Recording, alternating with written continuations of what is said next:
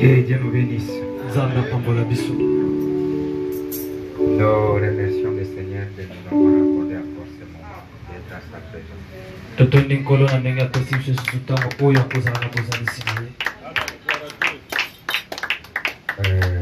Nous avons les communiqués de deuil. Et le lever de corps va se faire à 9h.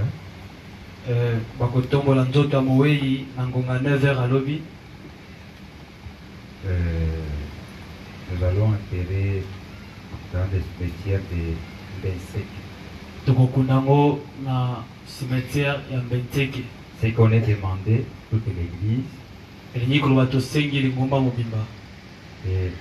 aller faire le dernier service à notre bien-aimé Denis.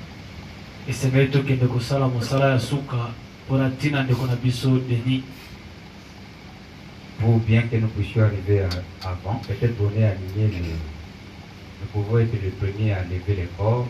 Nous devons arriver vers la morte à 8h. Et c'est mieux de comment liboso ngonga bala musuba tebiso watu liboso et c'est mieux de comment na ngonga 8h on a la mort. Vous quittez dans vos maisons même 5h, 6h, vous êtes déjà à Mama Yemona. Nikoloba olongena banda kuna bino na batongo tongo makasi 5h 6h pour na boko mana Mama Yemo. Nous allons mobiliser le. J'attendais les frères et ils ont semblé arriver un peu en retard. Nous allons organiser les véhicules. Na bana ko zelande ko bakomi na masima bonga moke tokobongisa makambo pona tina motuka. Et vous allez aussi suivre dans le programme dans les groupes Aigle Makassi et d'autres groupes. Pebo kolanda manaka mususu na groupe ya WhatsApp avec les makasi pe na ba groupe mususu. N'oubliez pas la situation que nous vivons dans la ville. Nous sommes dans la ville, c'est difficile à rassembler les gens facilement, mais nous allons vous inviter pour que vous puissiez prendre vos précautions. Très tôt matin, on est là pour récupérer les corps de fer et on va les enterrer. Et après, je pense, nous vous dirons autre chose après. Bobo sanate tuzana kati ya ngumba. Ezali penza pasi pona kokangisa bato nyoso. Kasi bosala nyoso bokoki kosala po ete boko mawana na tango na tongo po totombola ebembe ya ndeko tokende kokundango. Aussi, c'est depuis que le frère était mort. Ezape utande kwa kufaki. On nous a informé. Je n'ai pas encore le rapport de diacre, les autres. J'ai dit, celui qui a quelque chose qui puisse se donner, je pense, vous connaissez. Il n'y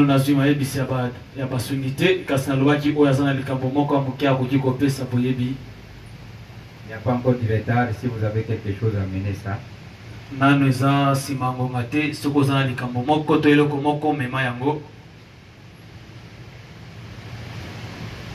On peut faire même passer les paniers. Le prophète dit ceci. Si c'est un frère d'une église de sœurs, s'il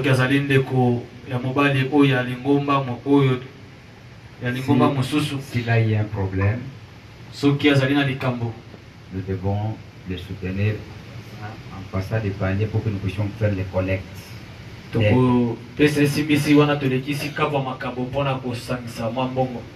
Et chacun a pris quelque chose en dehors. Je comprends pourquoi Dieu a dit que nous ne pouvons pas venir dans la maison du Seigneur mais vite. Il y a toujours des problèmes de sécurité.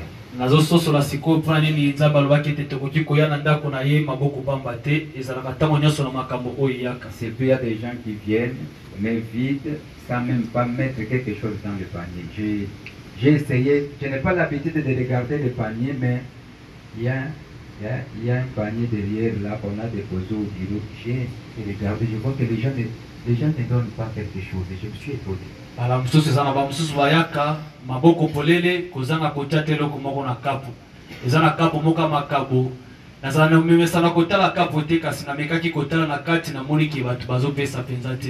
Une église comme ça, je vois qu'il n'y a rien dans le panier. Église na panier vous pensez votre pasteur va vivre comment? Et tous ces hommes. Et vous savez, ici on prêche bien, on prêche bien.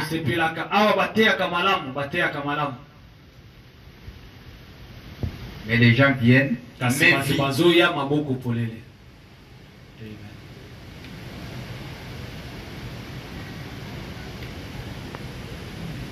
Je me suis étonné, je regarde. Et c'est comme ça. Et comme je n'ai pas l'habitude de demander au trésorier de commencer à me donner même le... Je vais commencer maintenant à voir.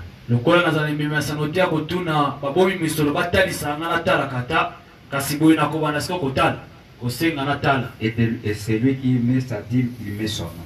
Je commencerai maintenant à regarder. Je vais changer ma façon. Peut-être les gens peuvent s'habituer comme ça. Si tu mets ta dîme dans le panier, écrivez ton nom. Je saurai les gens qui soutiennent cette église. Vous les déposez à moi. Si vous n'avez pas le temps, ou bien vous les déposez dans le panier, vous écrivez ton nom pour que je puisse bien connaître. Soit au terme la carte à panier, soit au même yango ipanangai, kasi koma kombo na yo likolo pona yeba mo malam. S'il n'a pas eu le temps de déposer dans le panier. Ce que zita moté à côté mon la carte à kapu. Écrivez ton nom, je vais commencer à suivre. Koma kombo na yo likolo na kobanda kolandela ngo siko. Vous savez, on peut aussi te soutenir de la manière que tu es tenté de soutenir aussi. Amen. Pas avoir seulement les gens qui viennent et ne fait rien, même la prière. Il ne vient même pas prier Maintenant, au moment où tu auras un problème, tu vas ouvrir les yeux pour que nous puissions t'aider. Nous allons vous aider avec quoi? Tu n'as jamais donné. Maintenant, on va vous aider avec quoi?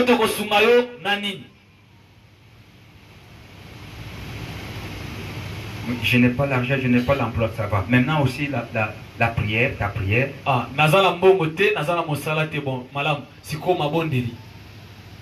Je n'ai jamais vu que tu viens. Nana mona yo te prier, même veiller. Oye na lingomba kobone la tako senze la na butu.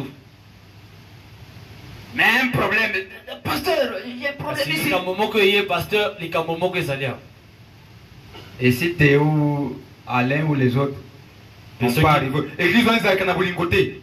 Ceux qui Théo, Alain, n'a pas moussou bakete. Est-ce que c'est toi qui as vraiment l'amour?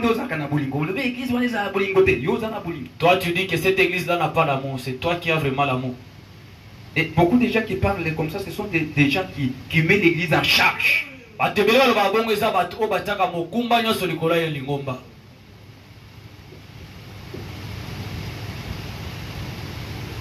Je me suis étonné, frère. C'est comme ça. Si chacun peut amener 500, 1000, 2000 francs. On ne peut pas manquer même 20 000 ou 30 000. 20 000, 30 000. Mais il n'y a pas. Kasiata wana ezate. Frère, allez, nazaki même le transport au Canada. Je n'ai même pas les transports pour rentrer à la maison. Mais yo tiens comme. Bon, toi maintenant tu demandes les transports. Toi pour que tu le transport est mon nana ou bapesta yo. Et où t'as wapina mi pepe. Pour que le transport soit si donné, ce transport-là viendra d'où? Ce sont les gens qui mettent les transports là. Mais toi tu ne mets rien.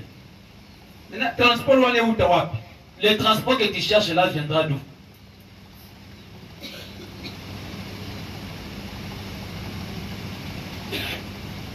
Même aussi ta présence aussi compte. Église de l'estage. Et le commis d'où Lingomba kutu yo yakate. Lelo yaki lobi kuna koyate. La kaka mtu ya dimanche ndio komaka. Toi tu viens seulement les dimanches. Un dominicain. Moto o ayaka mokolo yenga. C'est là que nous allons vous voir les dimanches. Mokolo yenga kaka ndeto komona yo oye lingomba. Mardi, tu es dans les affaires. Okolami balé, ok mon bon. Jeudi, dans les affaires. Okolami nei, mon bongo. Les dimanches, okolayenga, là que tu arrives. Awana oye. Et là, tu n'amènes même aucun rond. Oye, maboko pamba. Et tu restes sur la chaise. On a acheté. La chaise là. Qui a acheté? Tu n'as jamais demandé comment on a acheté cette chaise là. Mais tu restes sur cette chaise. Ça c'est ma place. Tu n'as jamais acheté même une chaise. Champion Yakubukango. Bokonzi.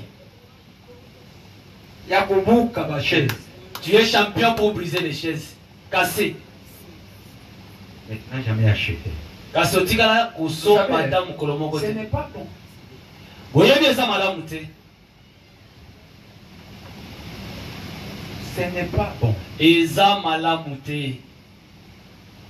Au niveau d'un chrétien, n'arrive pas à connaître comment il peut payer sa dîme. Ça! Ce sont des choses qui sont une obligation même aux païens. C'est une honte de prêcher dans une église du message des années, lui ne connaît pas payer la dîme.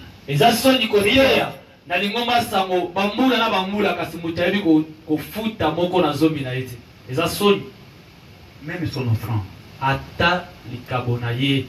Même aller soutenir son frère qui a un problème ne peut pas arriver. Il oublie que lui aussi c'est un humain. Abosanete yepe azali mutu. Il va avoir aussi des problèmes un jour. Yepe akozwa makambo mukolo moko.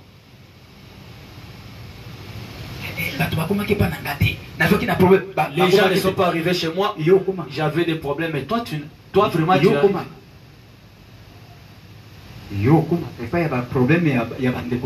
Toi, tu arrives là où il y a les problèmes des autres. Soyez les bienvenus, pasteur. Merci. Demain matin, on est demandé tous. Vous pouvez, si vous n'avez pas de transport, vous pouvez nous attendre chez le Serfura. Et ceux qui ont des transports peuvent aller directement à la morgue. Moto oyo azangi transport à cause de la bus epande comme Serfura. Ba o bazana transport ba kokende mbala moko na morgue. Au reste que Dieu vous bénisse. Na o itikali nzamba pambola. Je vais vous demander de vous lever pour que nous puissions lire la parole. Akosenga na bino botelema pote totanga loba na nzambe.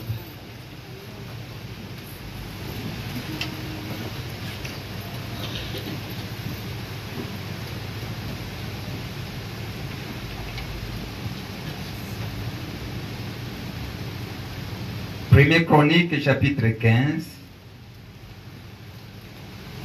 verset 15.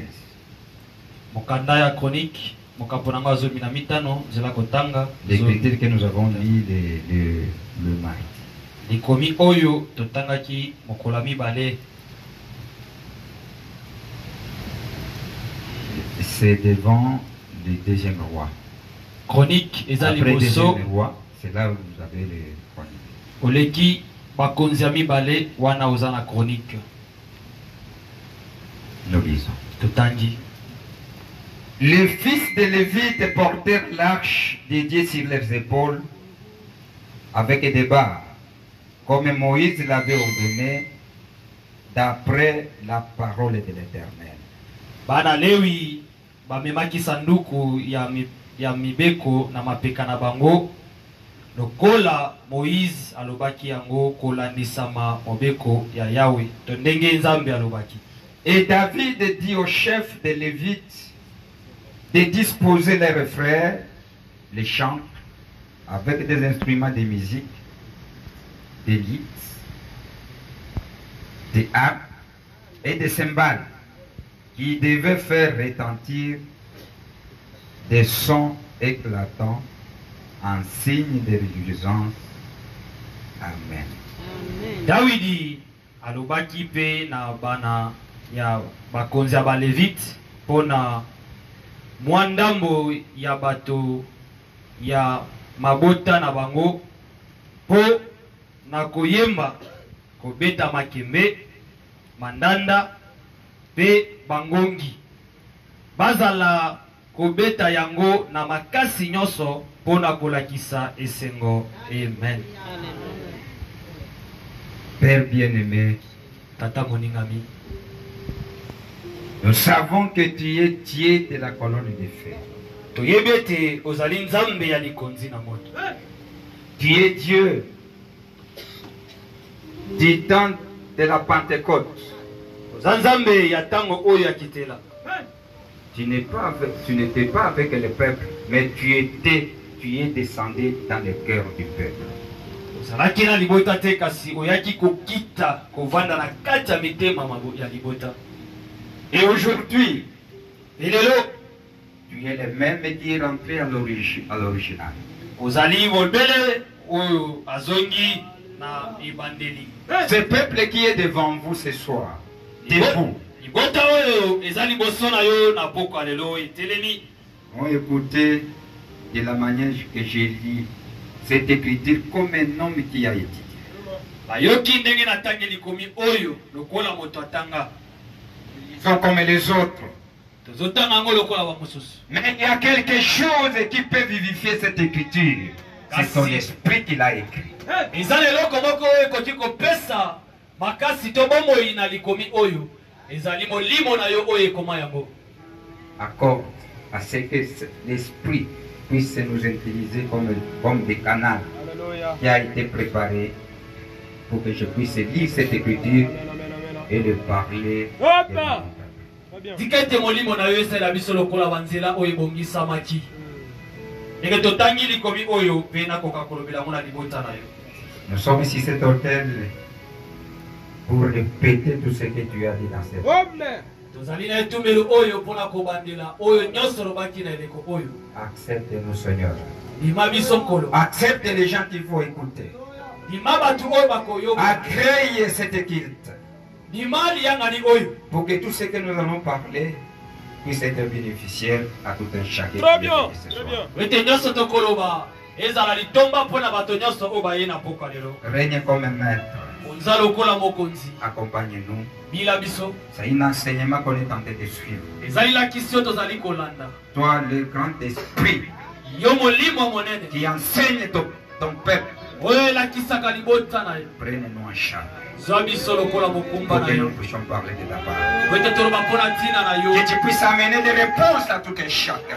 Omema biyano pona moko na moko. Et amener cette église à grandir. Emema lingomba bakola. Au nom de Jésus-Christ. Na kombo na kola Yesu Nous Kristo. avons ici demandé prière. Tosengi pe tobondeli bongo. Amen. Ezala bongo.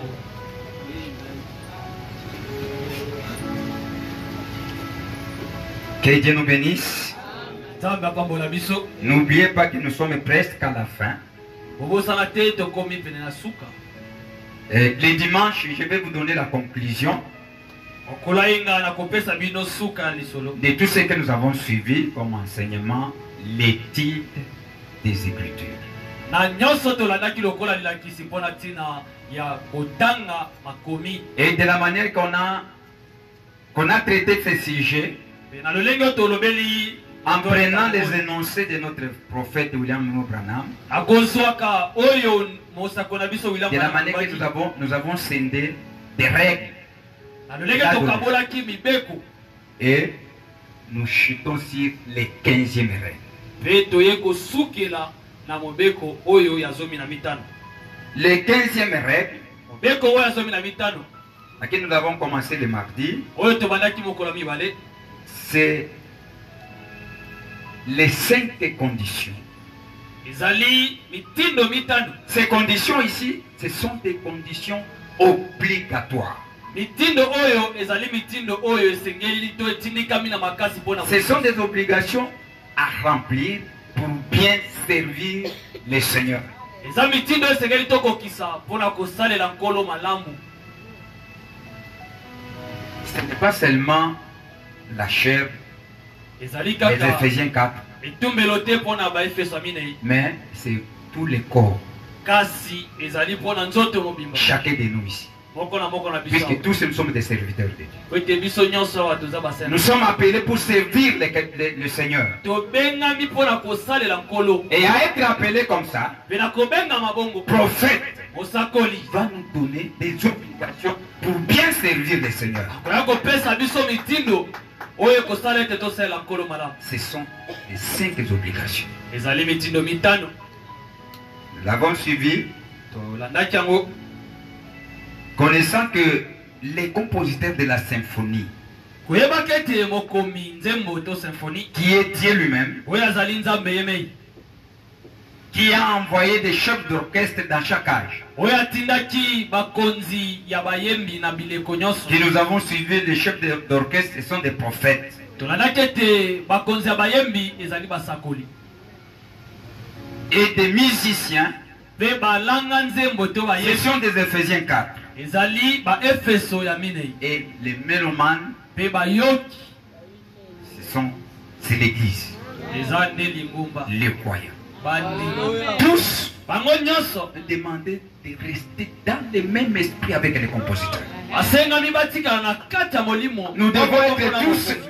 dans le même esprit avec celui qui a écrit cette symphonie. Qui est la esengeli parole. biso nyonso totikala na kati ya molimo moko na moto oyo akomaki liloba to Pour bien symphonie. entrer dans le rythme de la parole. mpona kokota malamu na Pour kati bien jouer cette symphonie. mpona koibeta yango malamu. On est ensemble. tozali longo Maintenant, pour bien servir maintenant le Seigneur, siko mpona kosalela malamu pour arriver à bien respecter la partition, mpona kokoma na kotosa malamu lolenge bakaboli il y makambo. a des conditions que Dieu nous a données eza na mitindo oyo nzambe apesi à travers son prophète. kolekela mosakoli na ye. Nous avons suivi ceci. Je vais énumérer cela avant de prendre les citations du prophète. Connaissant que c'est lui qui donne les services, c'est le compositeur. C'est lui qui donne les promesses. Et c'est lui qui donne les promesses, c'est Dieu. Amen. Et c'est celui qui donne le travail. Il a ses obligations. Et pour bien le servir, nous devons bien retenir ses conditions. Il dit ceci. Le service à rendre à Dieu doit être en accord avec le temps et la saison indiquée par Dieu.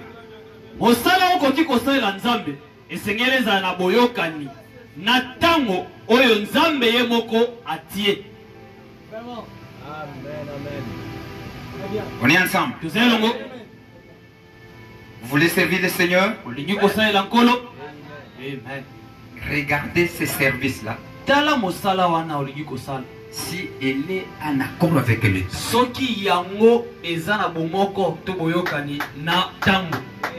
Et la saison. Est-ce ce que tu veux faire? Est-ce que c'est le moment? Est-ce que c'est le temps? Est-ce que c'est la saison? Que Dieu nous bénisse. Ça, c'est la première obligation. Le deuxième. Le service en question doit être en accord avec la parole des Écritures.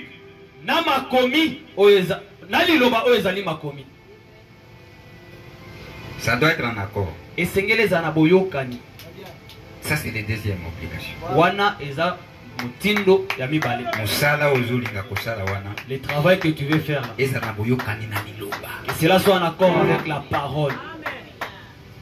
Troisième, ce service doit être fait par la personne choisie par Dieu, par le faire. Amen.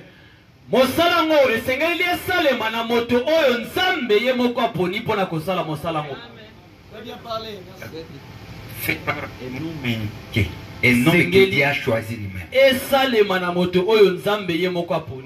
Ça, c'est le troisième. Et le quatrième, la parole qui produit ce service divin doit d'abord être révélée au prophète.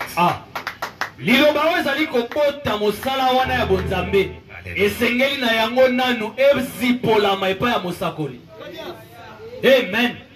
Vous allez vérifier, est-ce que ce que je fais ici est révélé par le prophète?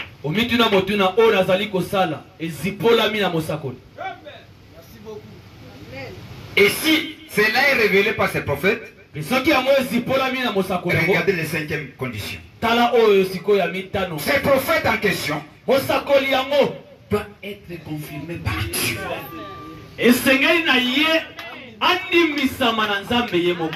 Que c'est le prophète de ton temps.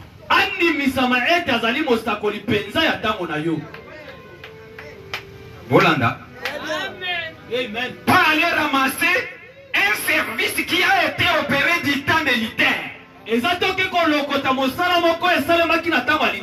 C'était bon. C'était une bonne lumière. Pour vérifier si c'est conforme à votre temps.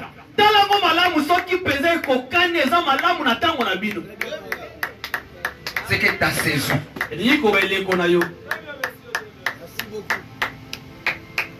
C'est ça les 5 conditions que nous avons suivies.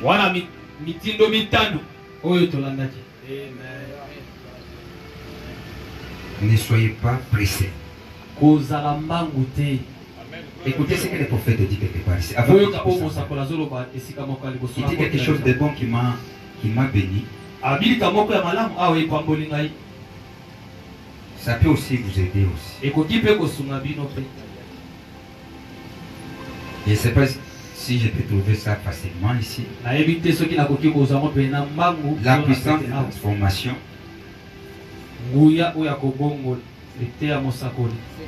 Seulement comme ça que je voulais que je puisse partager avec vous.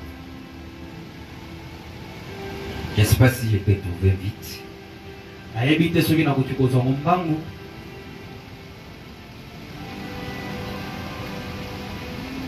Vous savez, nous lisons beaucoup de choses.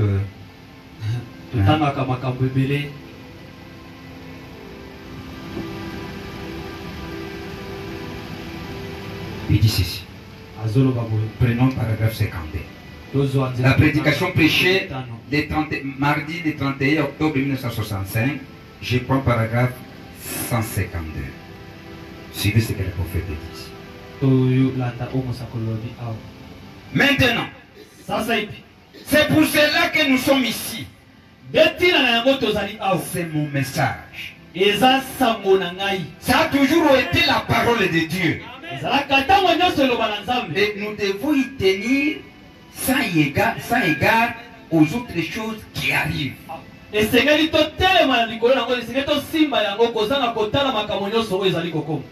Restez toujours avec cette parole. Sondez-vous toujours pour voir si vos motifs et vos objectifs sont selon la parole de Dieu.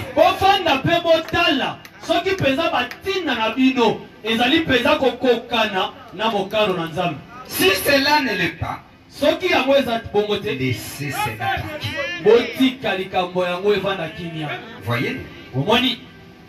Mais si c'est avec la parole de Dieu, et si cela s'aligne avec la parole de Dieu, alors là, vous y tenez.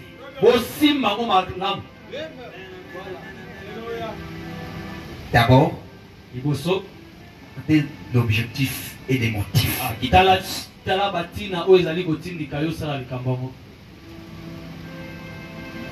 Quel est ton motif?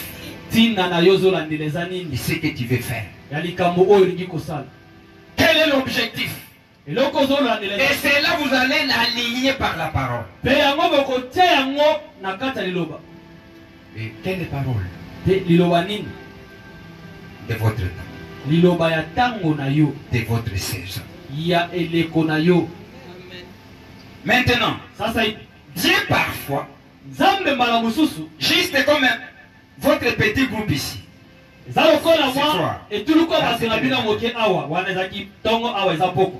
il ne laisse pas cela simplement arriver à une nuit. Il ne laisse pas cela simplement arriver à une nuit.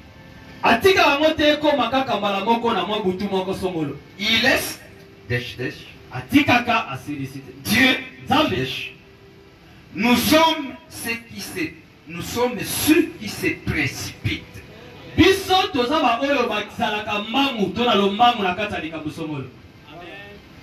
Vous vous rappelez des conseils indiens? N'oubliez pas.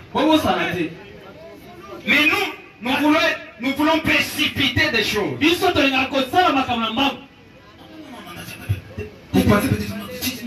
On ne fait pas ça. Ça m'a causé un retard. C'est ce que nous sommes. Nous sommes ceux qui se précipitent. Dieu ne se précipite jamais. Il est dit simplement. Et cela arrive.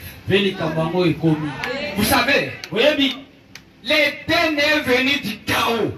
Le début était le chaos. C'était seulement les ténèbres. Dieu a amené les ténèbres pour que ça puisse devenir quoi? L'Éden.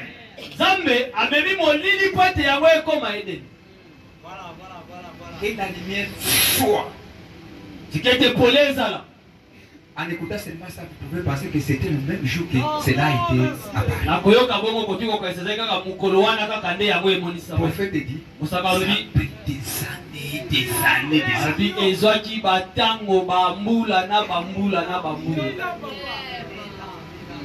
Mais nous, c'est une promesse. Puisque, vous savez, si le prophète prophétise, c'est le présent. ezali oyo Et lelo la réalisation, kasi bokokisa ça c'est le domaine de Dieu. wana eza mosala nzambe Alléluia. C'est le domaine de Dieu. eza mosala Puisque Dieu sait ce que j'ai dit. oyo C'est nalobi à cette époque, à ce ekokokisa moment mama ici. na ntango songolo C'est là que je vais réaliser ça.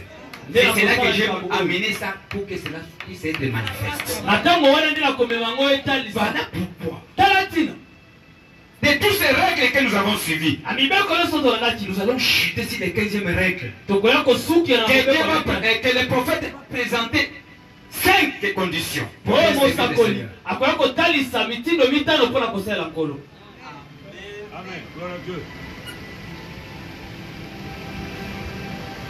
Dieu ne se précipite jamais. nzambe akimaka mbangu te Il est dit simplement. alobaka Et mobele cela arrive. mpe likambo ekomi Car nzambi quand il dit quelque chose, soki alobi eloko moko cela doit arriver. yango esengeli ekoma Cela doit simplement arriver. yango esengeli bomele ekoma Il laisse la chose de prendre son temps.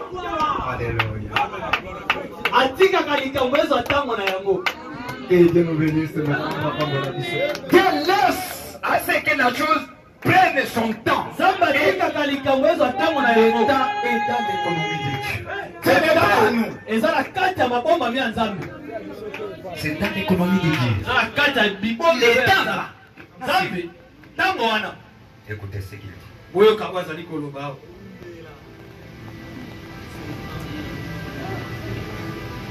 Les services en question doivent être en accord avec la parole et les Écritures. Ça, mosala yango c'est esengeli eza na boyokani na liloba to makomi. le troisième. Misala- Les services doivent être faits par la personne choisie par Dieu pour les faire.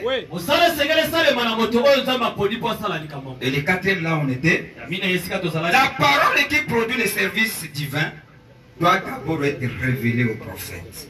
liloba oyo ezali kobota mosala ya bonzambe wana esengeli nano ezipolama na mosakoli. Vous pouvez le trouver dans Amos 3, verset 7. okoki kozwa ngo na kati ya mokanda Dieu ne fait rien ela kotanga sako sans révéler cela à ses prophètes. ete nzambe Il ne fait rien. moko te kozanga kozipola ngo epai ya basali na ye basakoli. Amen. Il ne fait rien. asalaka eloko te. Que Dieu nous bénisse. Que Dieu nous bénisse. Vous verrez même au moment que Josué est allé partager le pays. bokomona ata na ntango yosua akelaki kokabola Qu'est-ce qu'il a fait? nini asalaki Lui, ye il est allé faire des recherches akelaki kosala bolukiluki au pied des noms de maman juif. Le maman qui a mis au monde ces deux na enfants. makolo ya bamama babotaki bampaka wana ya israela. Qu'est-ce qu'il parlait? nini Au moment de babale la naissance koloba des na enfants. ntango babale kobota bana na bango. Il regarde l'écriture. atali likomi Ce que je peux faire est conforme à la enfant depuis la fondation du monde. nzambe atia bana na ye na esika uta Et il a préparé les services que tu vas lui rendre avant la fondation du monde. nzambe abongisa mosala oyo kosalela ye liboso mokili esalema mpe apesi yo bibundeli nyonso Selon les travail. kolanda na mosala oyo Il vous akobongisa prépare abongisi yo que ça soit ta naissance. ezala mbotama na Je yo. vous ai dit que je vais vous parler de vos naissances. nayebisa ino te na kolobene mpona ntina mbotama na bino. Que Dieu nous bénisse. nzambe apambola biso. Que Job avait parlé yobo alobaki dans les zodiaques. na kati ya bazodiake Chacun est né sous un signe. moko na moko abotama na se elembo songolo. Et à partir de ces signes-là, le prophète dit qu'à partir de ta nature, il saura qu'est-ce que Dieu a prédestiné pour toi. mosakolo alobi Quelle est ete ta place? utala ezaleli na yo to lolenge na yo akoki koyeba oyo nzambe atia na kati na yo to esika na yo eza wapi. Que Dieu nous bénisse. nzambe apambola biso. C'est qu'il ne fait rien sans révéler cela à ses prophètes. yiko basalaka eloko moko te Et cinquième. na ye kozipola ngo epai basakoli na ye. Et la dernière condition, ya mitano oyo le ezali prophète en kotinga question ya doit suka. être confirmé par Dieu. mosakoli yango esengeli andimisama no na nzambe.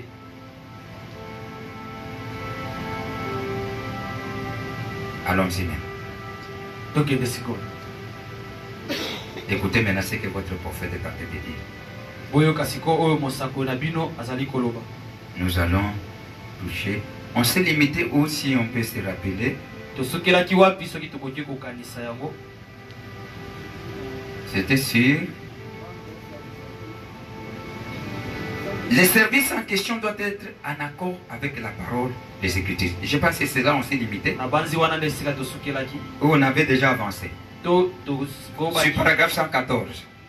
C'est ça? Qui a écrit? 251. 251. Ok. Là, c'est... Ce service doit être parfait, doit être fait par la personne indiquée. Écoutez ce que le prophète dit. Rendre un service à Dieu en dehors de sa volonté. Pardon. Rendre un service à Dieu sans que cela soit sa volonté. Ok.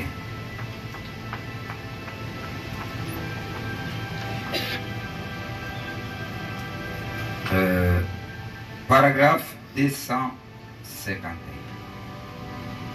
C'est ça? Yango. Okay. Attends un peu, j'utilise le téléphone, c'est plus rapide. Posez la moquée, c'est le téléphone. Je peux prendre seulement ici.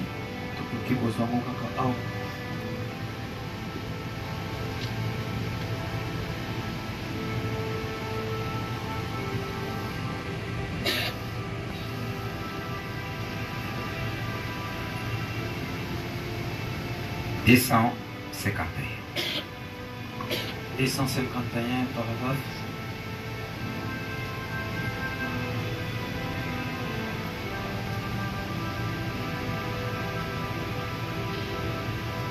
Je prends seulement ça. Ce que j'ai là. Je prends le paragraphe électronique.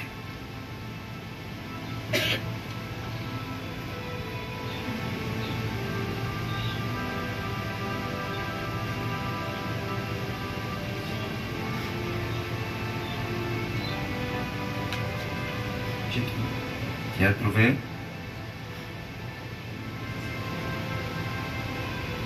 Ok. Tu peux lire.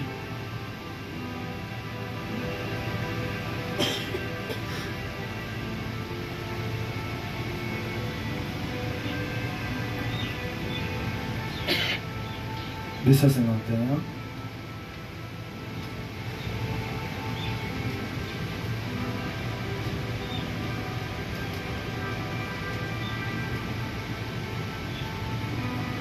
Au deuxième de Jésus. Et remarquez, il faut aussi que cela vienne à l'homme que Dieu lui-même a choisi.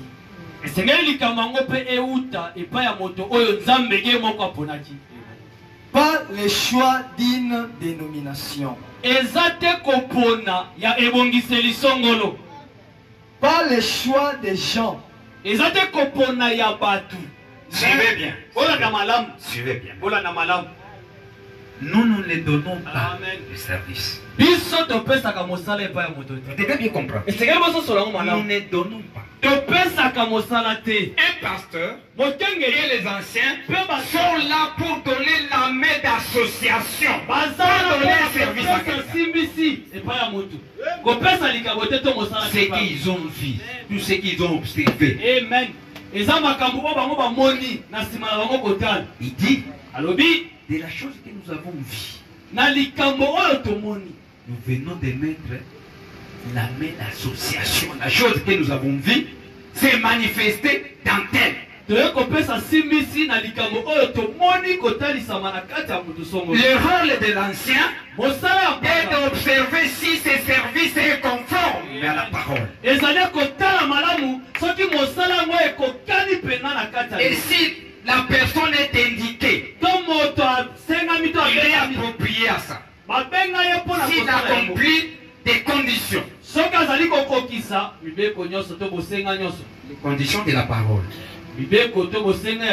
Puisque c'est la parole qui donne le service. Que Dieu nous bénisse. Ce n'est pas les hommes. On va commencer ici à s'arranger. Ah ouais, tu as des cours combien? Ici, il y a combien de Les tribus. Il n'y a pas de problème de bikolo. Ce n'est pas le problème des tribus. C'est le problème de la parole. Et ça, Que Dieu nous bénisse. C'est le problème de la parole. Hein? Pas question des gens. Pas question de... Ni dénomination. Pas le choix d'une dénomination, pas le choix des gens, mais selon le choix de Dieu. Que Dieu nous bénisse. Selon les choix.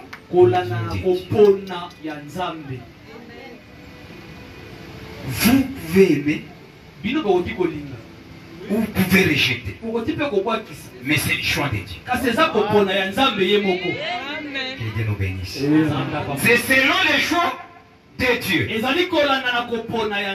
si c'est un message de Dieu, d'une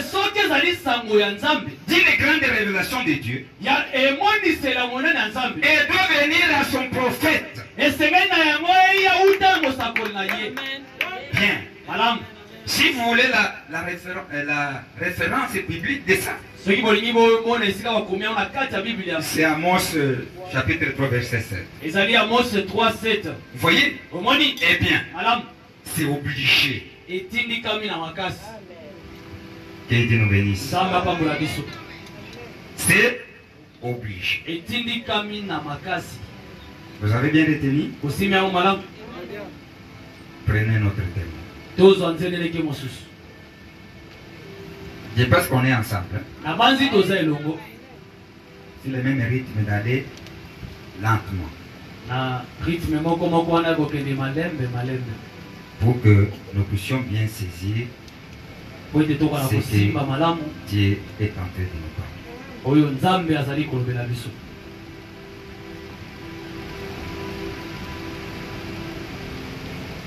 Prophétique.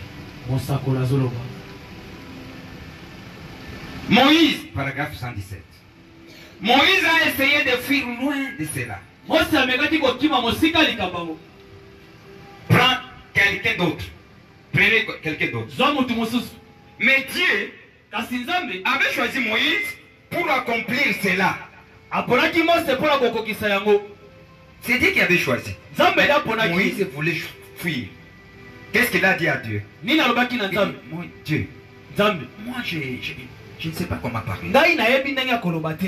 Et comment maintenant tu vas me choisir pour amener ce peuple dans la terre promise? Je ne saurais pas. Avant que je dise un mot, je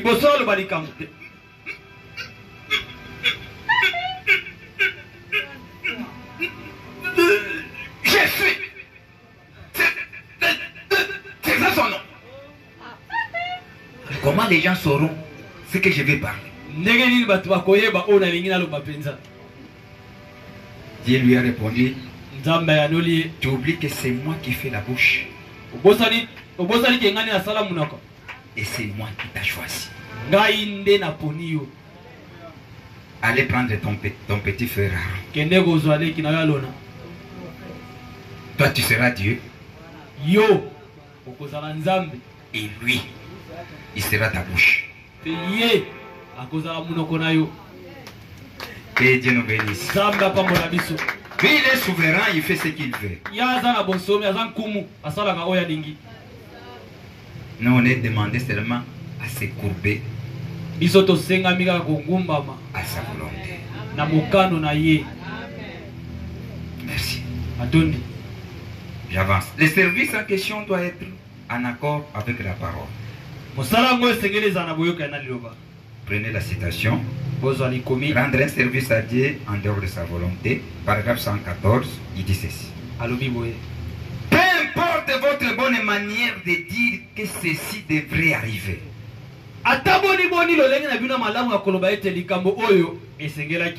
Et que cela devrait arriver. Ou que ceci devrait arriver. Cela doit être en accord avec sa parole. En accord avec son temps. et sa saison. Cela doit être donné par la personne qui l'a choisi pour le faire.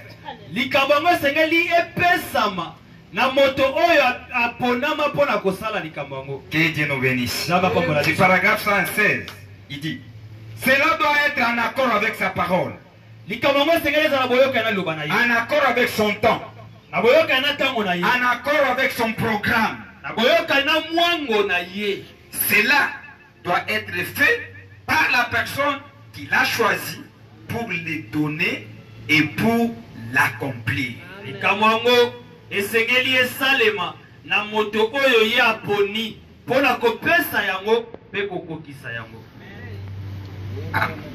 Amen. Je pense que vous avez ceci. Les prophéties en question doivent être confirmés par Dieu. Écoutez la citation. De là où nous avons tiré cela.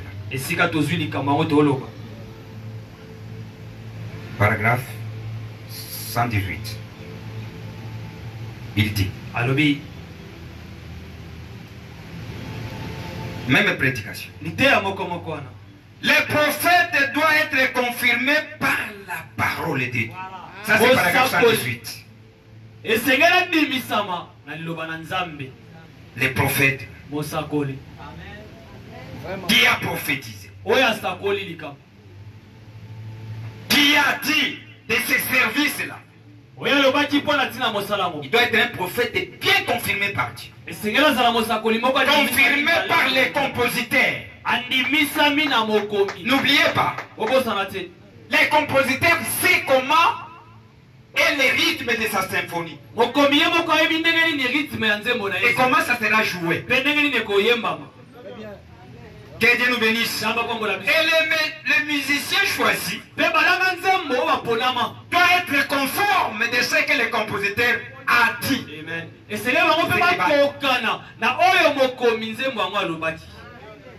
Il doit devenir une partie de cette symphonie-là. Il va refléter cette partie de la symphonie. Ce qui va refléter la parole. Dès que vous le voyez, vous voyez la conformité de la parole. Tu vois l'identification de la parole. Ce qui reflète cette écriture-là. Il reflète ce qu'il fait.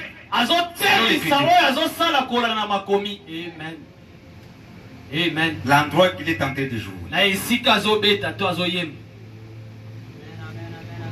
Si il ne reflète pas, le son sera confié. Il va faire des dégâts. Puisqu'il n'a pas été conçu de la même manière à assumer la chose qu'il est en train de faire.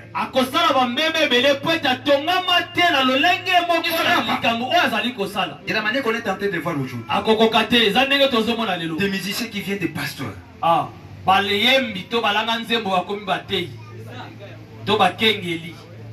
Ce sont des stars. Comment ils sauront comment supporter des problèmes des enfants de Dieu?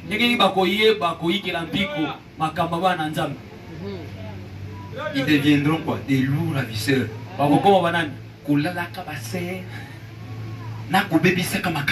Puisqu'ils ne supportent pas des dossiers qu'on leur amène. Que Dieu nous bénisse. Mais il a convoité seulement cela que c'est un poste d'honneur.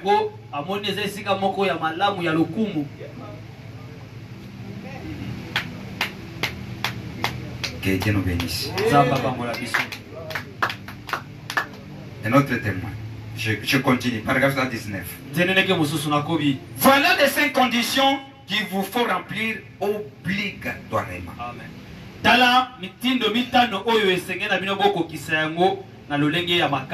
Il faut qu'il soit ainsi. Son temps. Sa saison. Car il a dit que cela serait. l'homme qu'il a choisi, et cela doit venir au prophète. Et le prophète doit être un prophète confirmé. Nous voyons dans la Bible beaucoup de prophètes à qui la parole venait, mais elle n'était pas confirmée.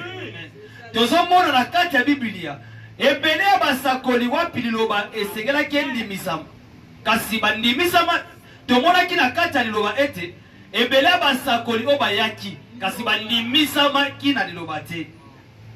Notre prophète c'est Jésus-Christ. Amen. Mosakoli na biso eza Yesu Kristo. Que Dieu nous bénisse. Amen. Allons paragraphe 248. Remarquez, peu importe combien un homme est sincère. Botala ata boni motakoti kozala na sembo. Peu importe combien il est utilisé par Dieu, saisissez bien. Amen. Ata boni motango azosala mana nzambe, bazosala epa nzambe. Même ceux qui bazosala yindingeni ni nzambe. Na Satan. Nanza. Nzambe bazosala kitoko.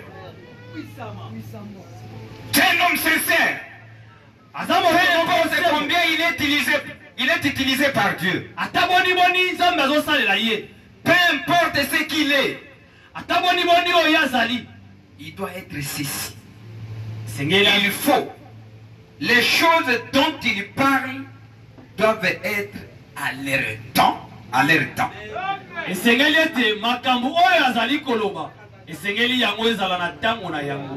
Après la Bible. Quelqu'un a dit. Eh bien, Moïse à son époque, je sais bien ce que Moïse a fait. Mais ce n'est pas ce que Dieu est en train de faire aujourd'hui.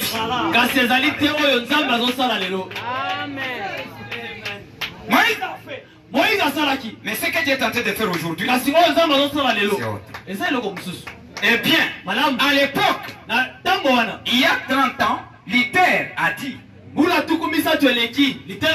c'est peut-être très bien ce que Luther a fait.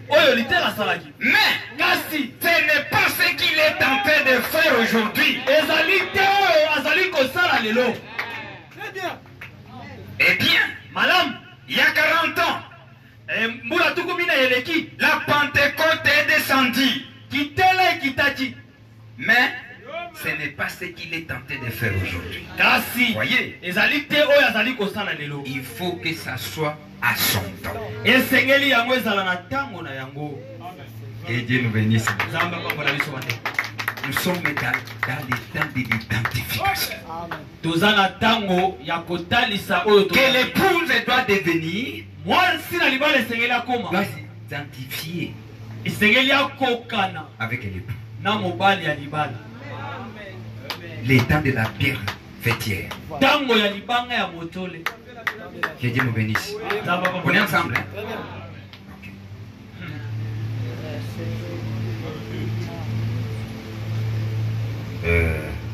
Il y a quelque chose que je voulais répéter puisqu'on est presque à la fin. Écoutez un peu ce que les choses étaient arrivées où les gens ne tirent pas attention de certaines choses.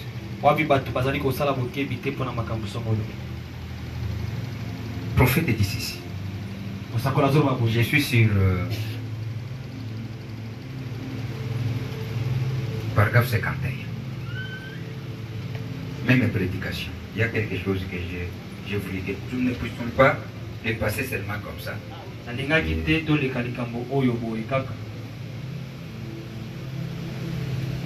Vous savez du temps de Saul. Nous avons suivi cela dans la prédication du roi rejeté. Au moment qu'Israël a aimé avoir un roi comme les autres, ils se sont choisis un homme qu'on appelait Saul. Et Saul, dans sa règne, lui, il n'a pas voulu consulter Dieu. Vous savez le slogan qui était là, il dit que Dieu a toujours, Dieu traîne toujours. Les choses de Dieu traînent. Nous n'aimons pas aller consulter Dieu. Puisque la chose qu'on peut faire vite comme les autres nations, nous attendons toujours Dieu. Dieu. Et il a rejeté la conduite du Saint-Esprit. Et comme il a rejeté cela, Dieu aussi l'a rejeté. Et écoutez maintenant ici. Dans ce temps-là, l'arche n'était pas dans le camp d'Israël. Les Philistins avaient amené ça. Et au moment qu'on avait amené ça, vous savez, Dieu n'était pas dans le camp d'Israël. Et là où Dieu est allé, tous les Philistins étaient frappés par des fléaux. Ce n'était pas un peuple qui devrait garder l'arche. Ils ont déclaré que nous puissions renvoyer l'arche aux gens qui les concernent. Nous non. Ça, c'est pas. Et à ce temps-là, qu'est-ce que David va faire? Il va faire un programme d'aller ramener l'arche. Et suivez maintenant ce que le prophète est en train de dire ici. Paragraphe 50 ici. Qu'est-ce que David avait fait? Il dit que du temps de Saul, ils avaient cessé de consulter Dieu par l'arche. Urim et Tumim. Alors bien, Nathan Saul, Batika qui kokenekotuna mosanduku, l'Urim et Tumim. Ils avaient cessé de le faire. Et David dit, maintenant, retournons tous à Dieu. Retournons à ce qui est juste. Ça c'est David qui est en train de dire. Là il était maintenant sur le trône. Au moment de Dieu avait rejeté Saul. Et David est revenu au trône. Et David a réclamé à ce qu'on puisse retourner à Dieu.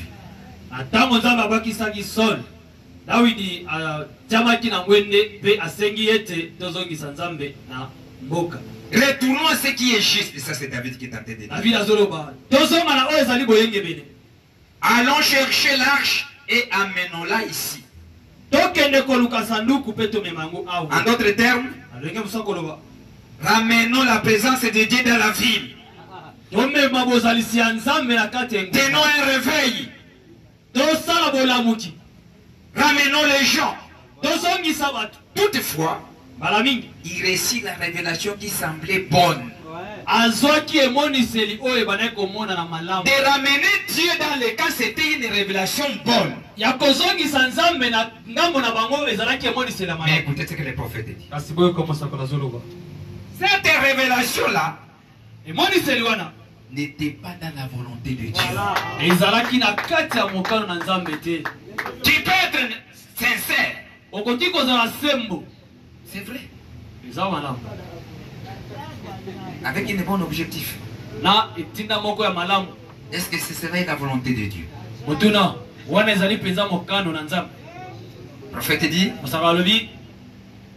la révélation semblait bonne. Mais ce n'était pas la volonté de Dieu. Qu'est-ce qu'il devrait faire? Le prophète dit ceci. Avant de ramener Dieu dans le camp, David devrait faire quoi? Il devrait entrer dans la symphonie pour aller faire des recherches pour voir la répartition. Pour bien regarder le rythme qu'il va faire et ramener Dieu. Au lieu de se renseigner à la source qu'il fallait.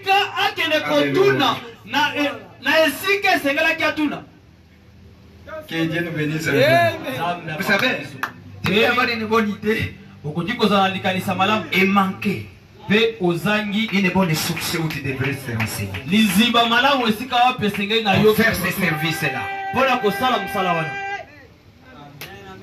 Tu peux te précipiter dans les émotions et commencer à faire quelque chose sans se renseigner.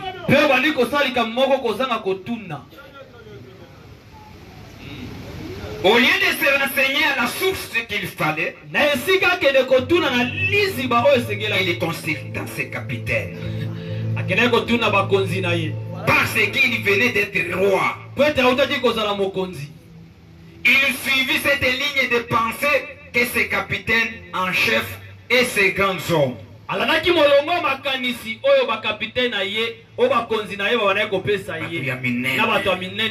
Consulter le grand.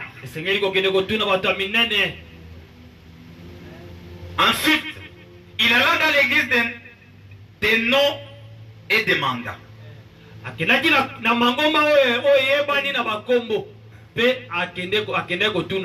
S'il pouvait tenir les réveils. Et les sacrificateurs, les esprits, les chefs de milliers, les chefs de centaines, firent consulter. Ils ont dit, c'est bien, c'est la volonté du Seigneur.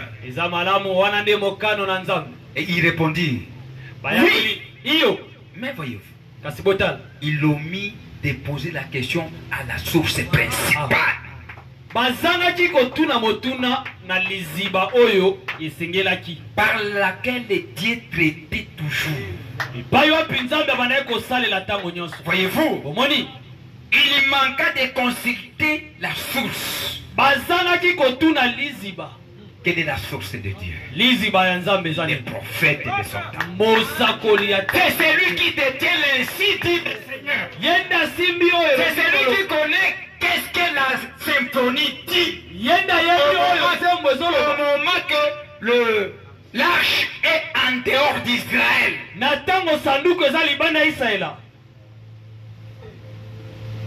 Que Dieu nous bénisse. Que Dieu nous bénisse. Il devait consulter qui? Les prophètes. Mais lui, il est allé consulter des grands hommes. Des églises de nom. Pour tenir un réveil.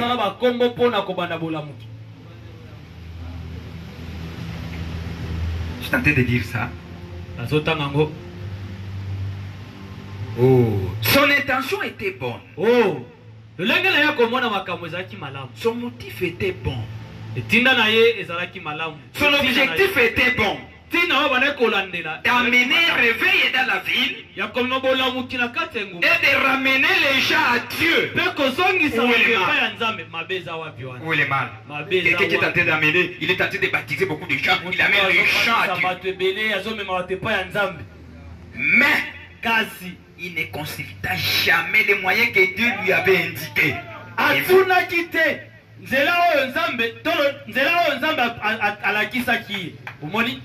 Même tous les peuples, les sacrificateurs, étaient d'avis que le roi avait raison. Il avait besoin que l'arche revienne dans la ville. Ils avaient donc besoin de la présence de Dieu. Ils avaient besoin de se réveiller. Mais Dieu n'avait pas promis de révéler sa parole. À sa saison au peuple.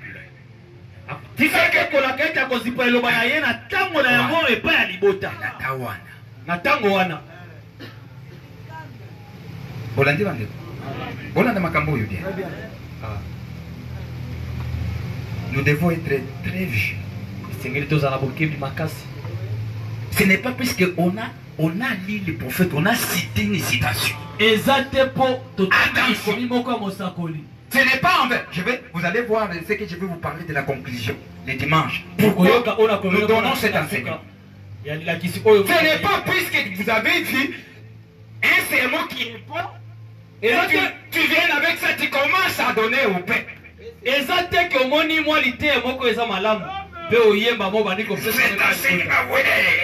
Comment t'as donné? Est-ce que c'est le temps? Que Dieu nous bénisse. Est-ce que c'est l'état indiqué?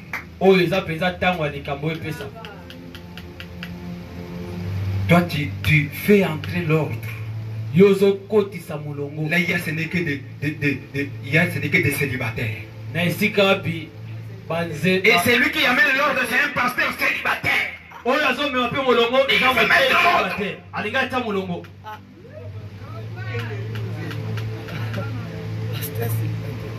Que Dieu nous bénisse, frère.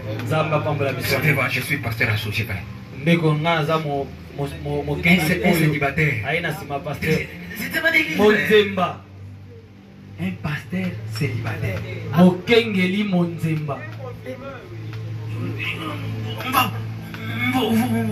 va vous mettre le maître d'association parce que nous voyons quelque chose de qui en toi. Tu connais les mystères.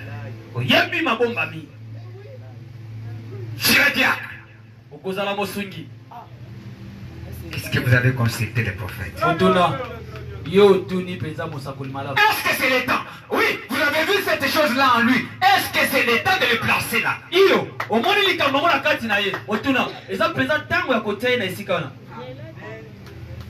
Que Dieu nous bénisse, mes frères. Il va y avoir un célibataire qui va à la montagne avec un groupe de jeunes filles et de jeunes mamans à la montagne. 3 jours, 4 jours, en prière. Et la sœur va amener ses bouchées. Si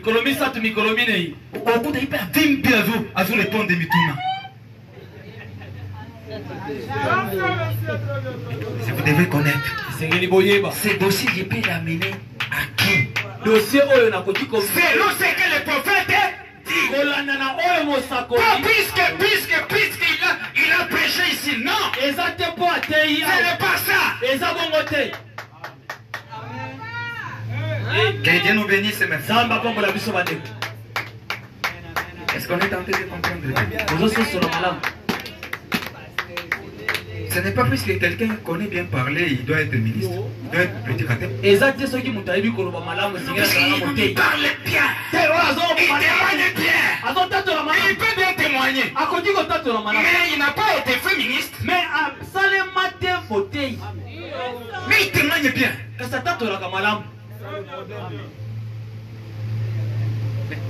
Vous ne connaissez pas quand même nos soeurs ici. Témoigne, les gens viennent en Christ. Ils peuvent vous témoigner. Parle de la parole de la colonne de feu de sang. C'est cela qui fait le ministre.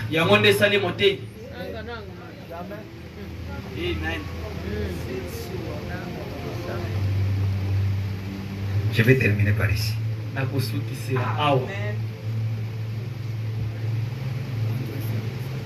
Peu importe combien il y a de la sincérité.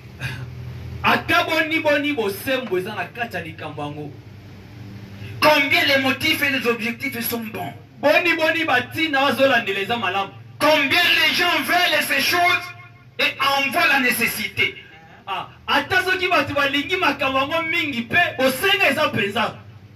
Il y a dans ces choses une volonté de Dieu à exécuter, mes frères. Il y a une volonté à exécuter. Il y a une volonté à exécuter.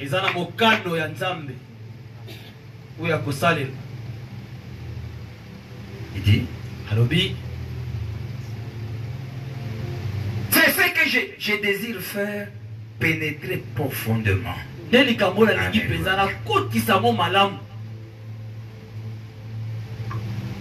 Prophète. En effet, je vais apporter ceci de telle façon que vous devriez le voir. Si l'Esprit de Dieu habite en vous, c'est la raison pour laquelle je m'attarde autant ici. Ce n'est pas pour prendre votre temps. Vous qui êtes reliés par le téléphone. Mais je désire que vous compreniez cela. Si votre temps est écoulé, alors commandez la bande. Peu importe combien c'est nécessaire. Combien tout le monde est d'avis que c'est nécessaire.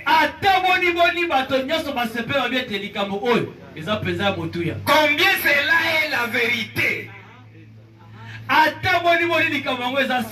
Il y en a encore une chose qu'il faut chercher à savoir.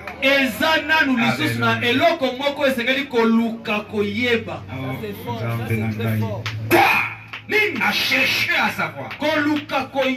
C'est la volonté de Dieu. Est-ce que c'est la volonté de Dieu? Nous voyons la réalité de la chose. Nous voyons la véracité de la chose. Nous voyons la nécessité de la chose. Est-ce que et cela est la volonté de Dieu. Or, Dieu n'a jamais promis de révéler ses secrets à ses rois. Qui révèle ses secrets à son peuple. Amen. Que Dieu vous bénisse. Merci.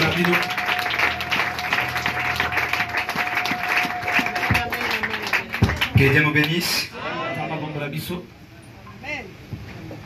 Nous allons se lever, chanter, nous allons prier un peu.